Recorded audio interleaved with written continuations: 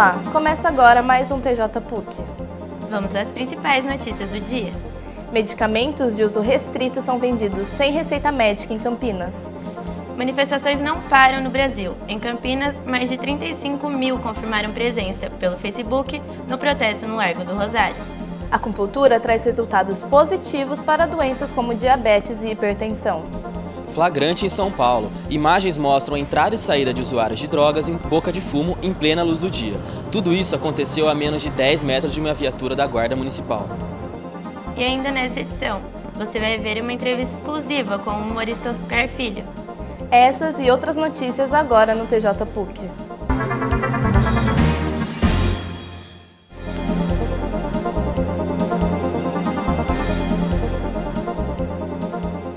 Começamos o TJ PUC com uma matéria exclusiva. O repórter João Damasceno conseguiu comprar remédios de uso restrito sem receita médica. Confira. Não faltam opções, e estão todas aí, expostas na prateleira. O que nem todos sabem é que é preciso ter cuidado na hora de comprar um remédio. A receita médica é a indicação de que de fato é necessário. O problema é que muitas vezes a lei deixa de ser cumprida. Eu acho mais fácil vender sem receita, assim, eu não sou totalmente contra. Conseguir comprar um medicamento sem receita médica não é difícil. Na prática, nem todas as farmácias têm exigido autorização para vender a seus clientes. Nossa equipe foi às ruas para saber como isso funciona. Mais uma vez, a receita médica não foi exigida.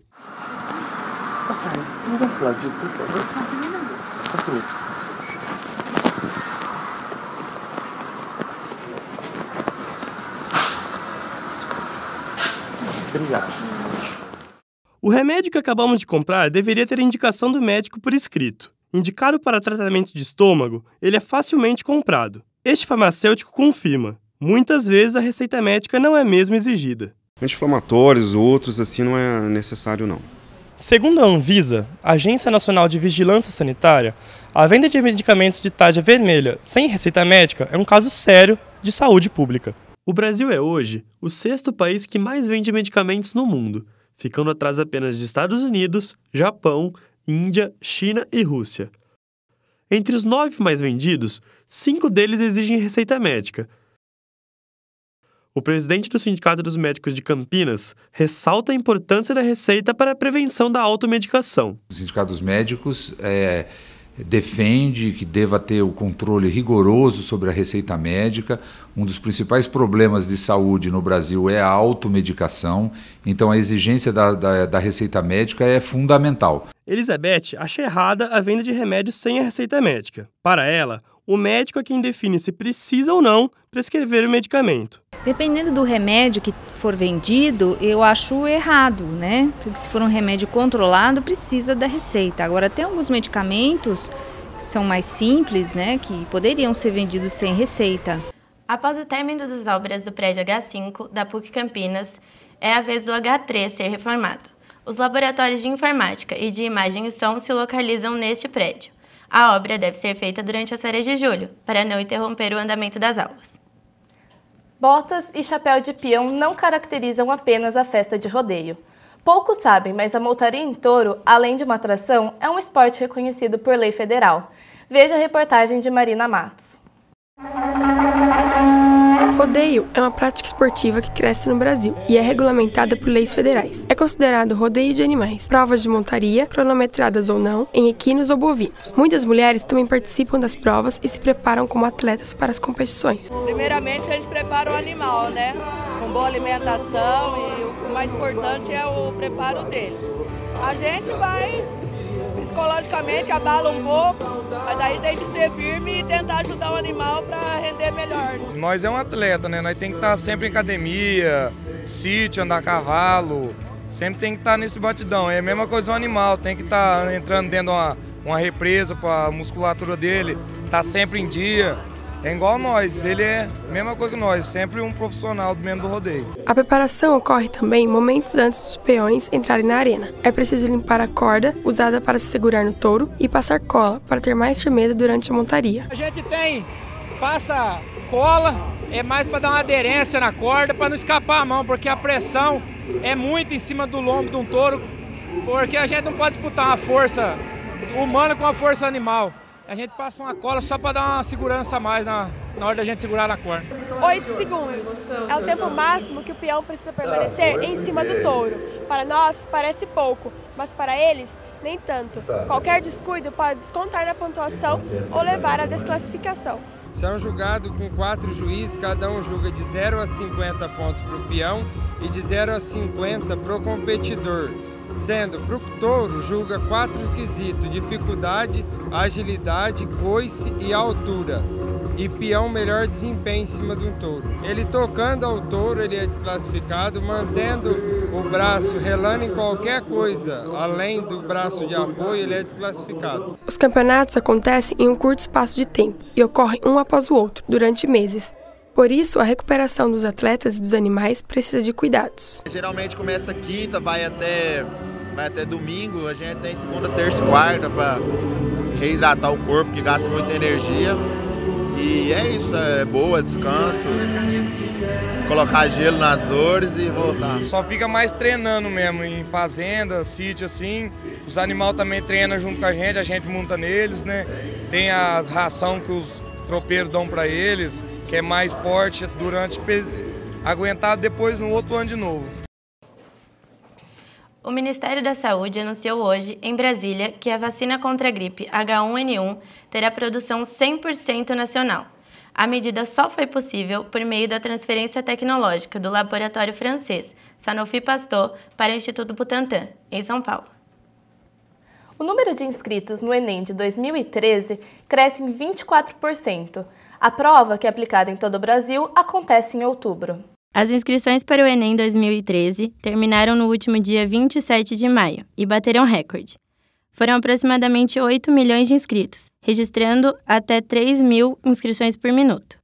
A região Sudeste foi a que registrou a maior taxa de inscrições, 36%, sendo São Paulo o estado com o maior número de inscritos, superando 1 milhão de candidatos, seguido de Minas Gerais, com mais de 870 mil, e Bahia, que ultrapassou 570 mil. Esse ano, o Enem será aplicado nos dias 26 e 27 de outubro, visa avaliar o desempenho escolar e acadêmico do aluno ao concluir o ensino médio. Além disso, o resultado do exame permite ao candidato o ingresso em instituições públicas de ensino superior, através do Sistema de Seleção Unificada, o SISU. E você vai ver daqui a pouco. Protesto na Turquia deixa quase 80 pessoas feridas. Boca de fumo é identificado em frente ao Museu dos Cataventos, em São Paulo. Logo depois do intervalo.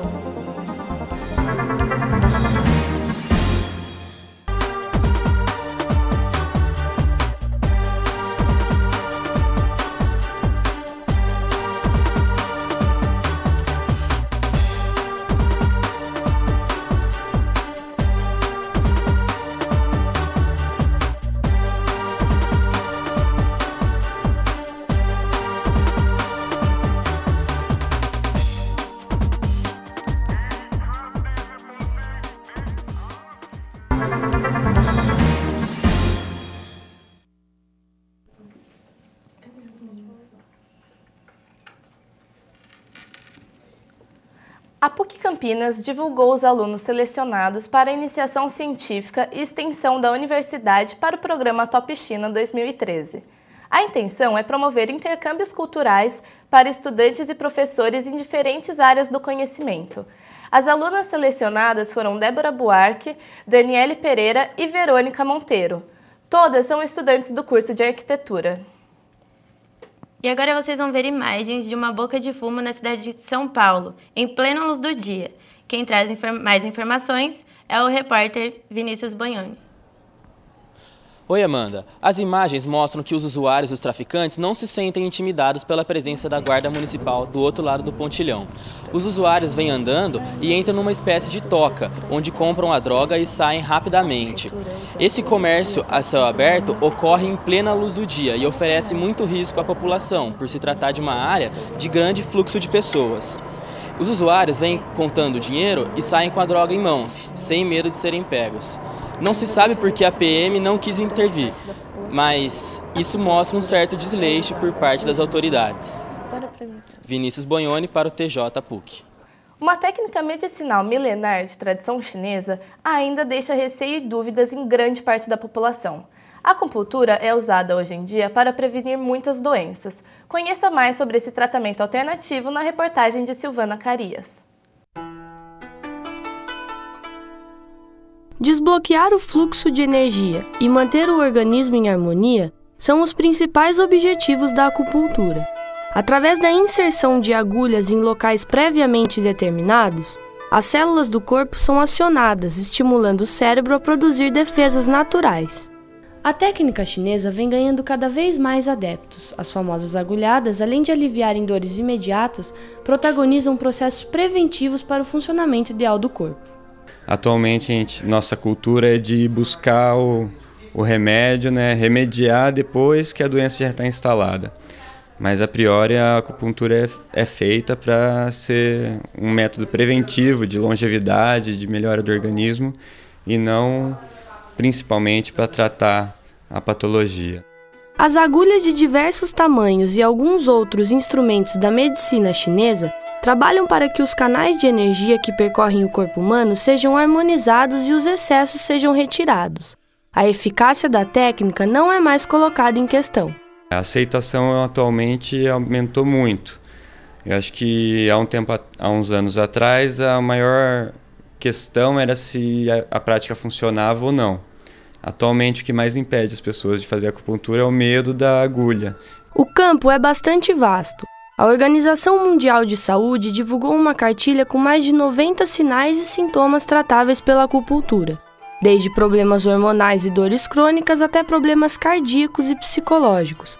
No caso de Carlos, a técnica chinesa auxiliou seu problema na coluna. Um dia, quando menos esperava, travou a coluna. Fui na doutora também, cheguei lá, quase que não conseguia andar.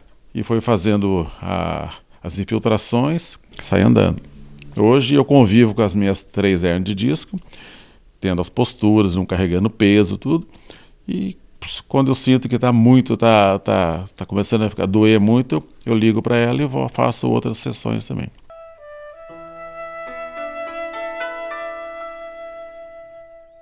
Vale lembrar que o método também é oferecido pelo SUS através de indicação médica. Protestos violentos estão marcando a Turquia. As manifestações começaram por causa do projeto de reforma de um parque em Istambul, que inclui o corte de árvores para aliviar o trânsito, mas logo se transformaram em um movimento contra o governo do primeiro-ministro e se espalharam para outras cidades, inclusive a capital, Ankara. A polícia usou gás lacrimogêneo e jatos de água para conter a multidão. Quase 80 pessoas ficaram feridas e mais de 900 foram presas. E no próximo bloco, veja a previsão do tempo para os próximos dias. Oscar Filho fala com exclusividade ao TJ. Fique com a gente.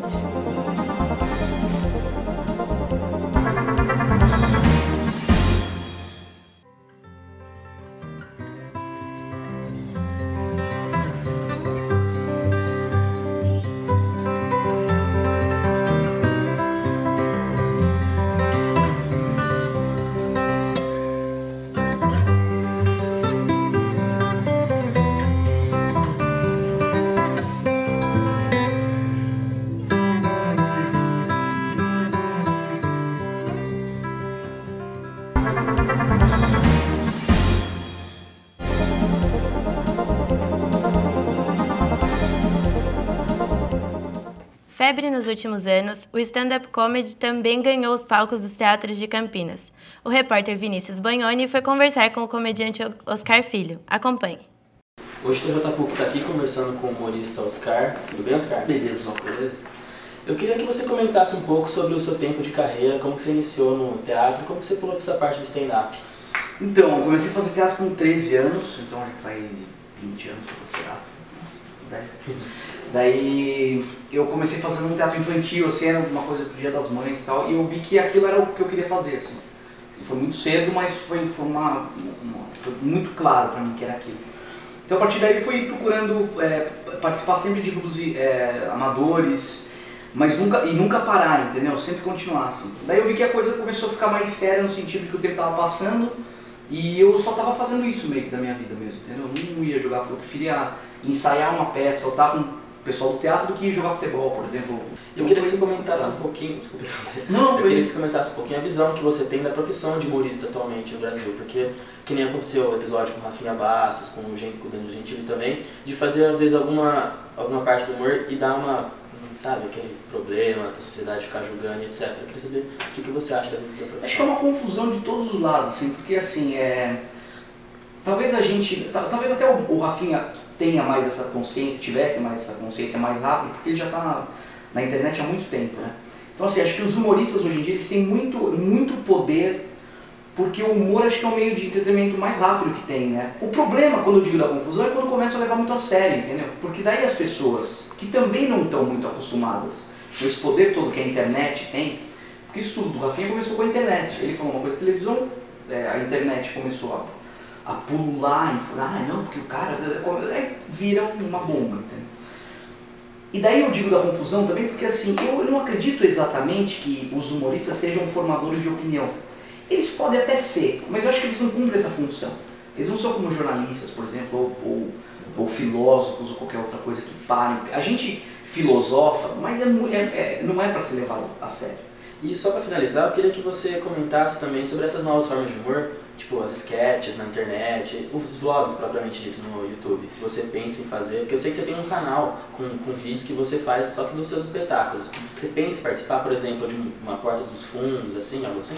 Então, eu acho a Porta dos Fundos uma coisa maravilhosa, assim, acho que é incrível, acho que é uma coisa que eu gostaria muito de fazer, de verdade, assim, porque une uma coisa que eu gosto de fazer no teatro também, que é essa coisa de personagem, de viver situações cênicas e tal, e televisão, que é uma coisa que é uma linguagem diferente. Então acho que é a última novidade, uma última grande novidade assim, da internet brasileira, acho bem legal. Queria agradecer, Oscar, pelo seu tempo, você dar a entrevista pra mim, então muito obrigado. Obrigado, me beijo. Valeu. Agora, vamos falar um pouquinho sobre o tempo aqui na região. A temperatura caiu bastante no início da semana. Vamos descobrir com a Raíssa qual a previsão para os próximos dias. É isso mesmo, Marcela. Uma massa de ar frio e seco invade o estado de São Paulo nessa semana. É a famosa frente fria que veio para ficar e promete deixar as temperaturas bem baixas. Segundo dados do CEPAGRE, a temperatura média desse ano é menor comparado à do ano passado. Em 2012, a média ficou entre os 20 graus. Esse ano, ela não passa dos 18 graus. Neste inverno, o sol predomina, mas fraco, com aquele friozinho típico da estação. Vale lembrar que com o tempo frio e seco, as doenças respiratórias e as gripes se intensificam. O ideal é beber bastante água e evitar locais fechados com aglomeração de pessoas. É com você, Amanda. Manifestações contra o preço do transporte público chega a Campinas. O protesto irá acontecer no Largo do Rosário, centro da cidade, e está previsto para as 18 horas, nesta quinta-feira. Os manifestantes estão se unindo através de um evento criado na rede social Facebook. Até agora já são mais de 35 mil pessoas confirmadas. E para encerrar esta edição, vamos falar um pouquinho de moda. Tendências vão e voltam frequentemente e se manter atualizado é um grande desafio. Confira a reportagem de Raíssa Zogby. Da passarela às lojas, das lojas ao guarda-roupa. As inspirações da moda resultam em um ciclo, que muda a cada instante e retoma temas do passado. Nada se cria, tudo se copia. O termo utilizado popularmente é uma realidade também para o mundo da moda, que se reinventa por meio de tendências do passado. O movimento punk e o tropicalismo fazem parte dessas releituras. A moda do futuro vai depender agora, única e exclusivamente, da tecnologia. Porque nós já usamos todas as formas possíveis e imagináveis já foram utilizadas. Então você tem que obrigatoriamente voltar para trás e fazer releituras e fazer inspirações e daí adaptar com uma nova cor, com uma nova situação, mas os elementos estão todos aí. O passado, palco de movimentos e revoluções que marcaram a época, produzia uma moda com significado, que era capaz de traduzir o contexto político, social, histórico e cultural. A maneira de se vestir demonstrava o posicionamento das pessoas em relação ao que elas viviam. Nossa referência vem para o passado e para uma ou outra década, dependendo do que a gente está passando, do que a gente está vivendo. Então, de novo, é a ideia de você olhar para o ambiente pensar o que eu preciso trazer para a roupa, para o meu consumidor sentir desejo de usar. E aí entra um trabalho dos designers de revisitar as décadas. A ideia é de pegar só a estética e trazer para a moda. Você não pega necessariamente a ideia, o movimento, que nem agora a gente está vendo uma releitura do movimento punk, que fala de anarquia, que tem tudo a ver com customização, com faça você mesmo, mas está lá a moda buscando exatamente a mesma estética de 20, 30 anos atrás. A produção rápida e contínua de novidades é uma das responsáveis pelo esgotamento de temas e, por isso, estilistas buscam alternativas de releituras. Com a internet, qualquer um dita tendências. Para seguir o fast fashion, é preciso estar muito antenada e saber separar o que é moda do que é estratégia de mercado. Hoje em dia, esse fenômeno existe, é um fenômeno indiscutível, é um fenômeno de comunicação que não pode ser absolutamente ignorado. Agora, tem boas blogueiras e tem péssimas, tem as que são compradas, tem as que são verdadeiras, tem as que indicam coisas que realmente acreditam e usam, tem as que são pagas para dizer o que quer que elas escrevam. O mercado vai tratar de peneirar e vão sobrar algumas e outras vão sumir.